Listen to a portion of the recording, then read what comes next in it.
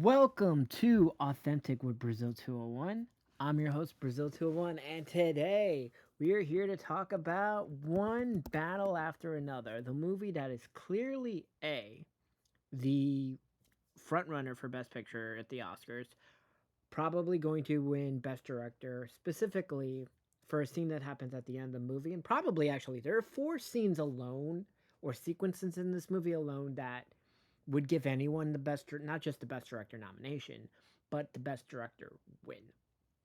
We're gonna go full spoilers, so if you haven't seen this movie, go see this movie in IMAX. I finally was able to go to a for your consideration screener to see it in 70 millimeter IMAX at the Lincoln Center. I saw the movie in the fake IMAX before because they weren't doing the 70 millimeter one yet, but I finally got to see it in 70 millimeter today, and it is even better than the first time. This is a movie you can see 3 to 4 times and not get tired of it, just like Oppenheimer. And yes, this movie is better than Oppenheimer.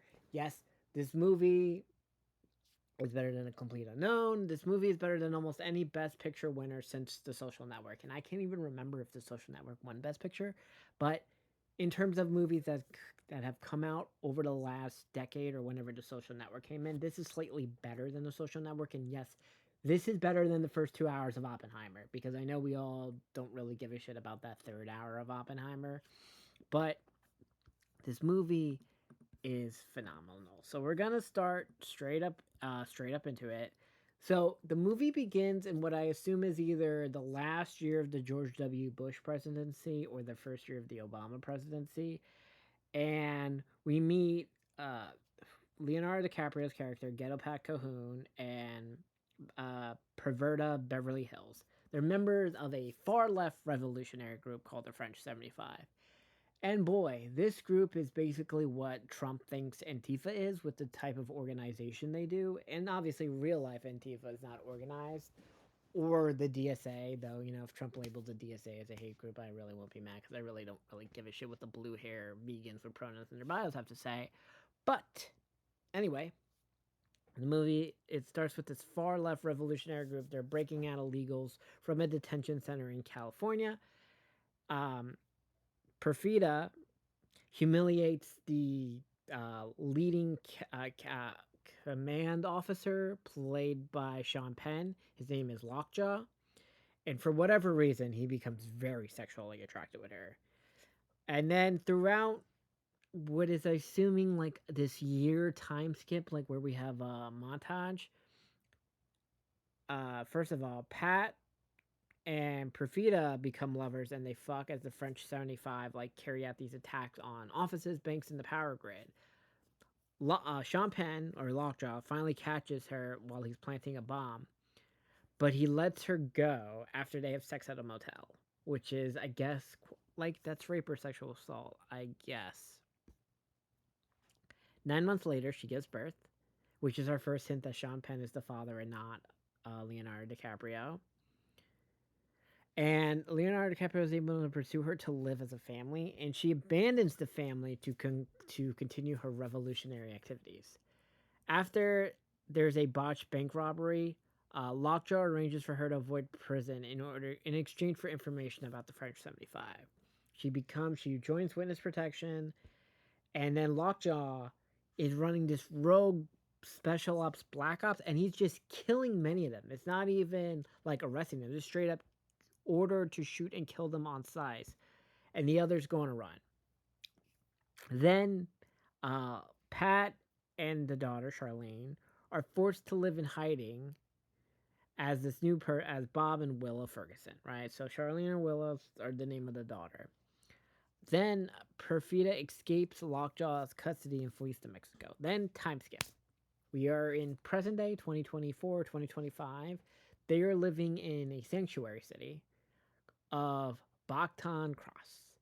And Bob is a drug addict. He's very overprotective of Willa. There's no modern technology in this weird shack thing they live in. Um, with what's it called? Lockjaw has become a very well-known anti-immigrant person.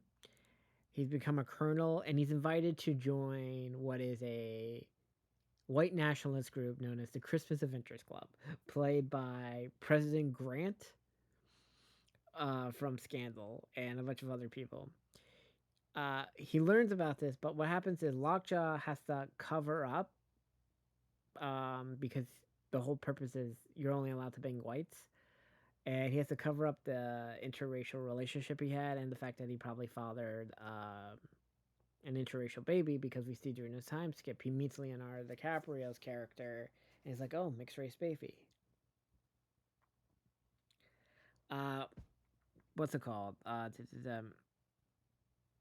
Anyway, the Christmas Club hires a bounty hunter to find to basically follow Sean Penn's character because the Christmas Club believes that that he had sex with a black woman and he fathered a black child. Meanwhile, Lockjaw, who is like head of a version of ICE, under the guise of like an immigration and like drug raid, dispatches all its troops into Boccadan Cross to find Bob and Willa. Deandra, a trusted member of the French 75, played by Regina Hall, rescues Willa at the school dance because the school dance is about to be raided. Lockjaw's man attacks Bob while he's home and high, but he escapes through a tunnel that he apparently built into the house. He calls this hotline to call for the French 75 for help, but he can't remember the entire saying or the password. And meanwhile, throughout the entire movie, he's trying to charge his phone, and anytime he uses a payphone to follow the code, he's like, I don't know what fucking time it is. And these sequences are hilarious. He ends up at his daughter's sensei because she does taekwondo, played by Benedict Del Toro. And there's this whole sequence where apparently because the city is being overrun by ICE, they have this whole protocol in place to like hide people. And the whole interesting thing about this is that the movie does a really good job in humanizing the illegals. Like, what's it called? Benedict Del Toro's character keeps like introducing all the people to Bob, to Leonardo DiCaprio's character, and like so that you humanize them and they're just friends and everything. And apparently they had this whole protocol in place, so which is great. I think the entire sequence with Sergio and Ghetto Bob or Ghetto Pat Calhoun, because he has too many names in this fucking movie. I better just say Leonardo DiCaprio.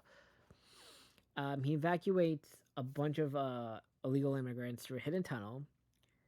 Then what happens is that Sergio tells the students, "You have to get Pat to my car, and you got to take the roofs." And there's this one of our first very cool sequences of that. The kids are skateboarding on top of the roof, and because Leonardo DiCaprio is old, he has to like jump very slowly and climbs the fire escape and everything. And then what happens in this final sequence, he misses the jump across the roof, falls in a tree and just face plants, and then gets tased by the cops. And the kids call Sergio and they're like, yo, your boy got arrested. He couldn't make the jump.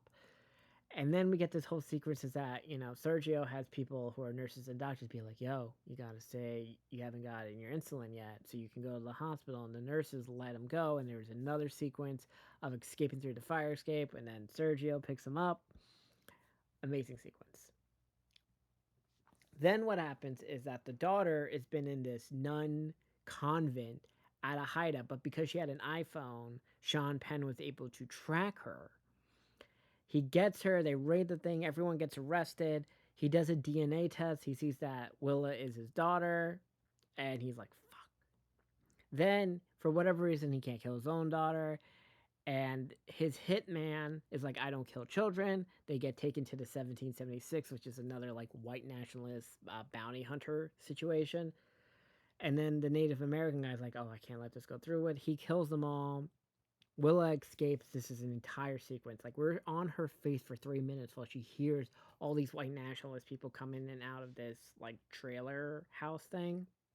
Then we have what is the best 15-minute sequence in this movie, which is along this road that apparently everyone in California and Nevada know about, where the sun hits you and it's like up and down, and you're in this point of view shot as if it's shot with like the Meta Ray Bans. and you just feel it like you're on a roller coaster. It is so intense and it's amazing. And we learned that Willow's kind of been trained, I guess, by Bob. So she thinks of an idea because she realizes there's hill curve, that there's a blind spot. So she leaves the car, she hides by a rock. The white nationalist bounty hunter guy crashes into her car. She kills him. Then Pat chases after. He's able to, rescue his daughter. Also, the bounty hunter killed Sean Penn, but not really. Sean Penn is then welcomed into the white nationalist group. But then what happens is they give him this corner office, but they apparently have this entire building with uh, gas that kills you. They kill Sean Penn, and then they all live happily ever after. This movie is fantastic, and there's a lot of political things to it. I understand. I loved it. I thought this is great. I want to see it a third time. I I don't know if Marty Supreme is going to be as good. Maybe it is. Maybe Marty Supreme beats it. But without a doubt, this movie's winning at least Best Director. Okay, it's in contention for Best Picture. I think it will win Best Picture. I listen. I get it. Avatar 3 is going to be nominated. I understand that. So will Marty Supreme. So will Wicked 2 and a bunch of other things. I do not think Leonardo DiCaprio is winning Best Actor. I still think Timothy will for Marty Supreme. I personally, if someone would have vote, will probably be voting for my boy Timothy because I think Timothy deserves an Oscar. But anyway, that's it.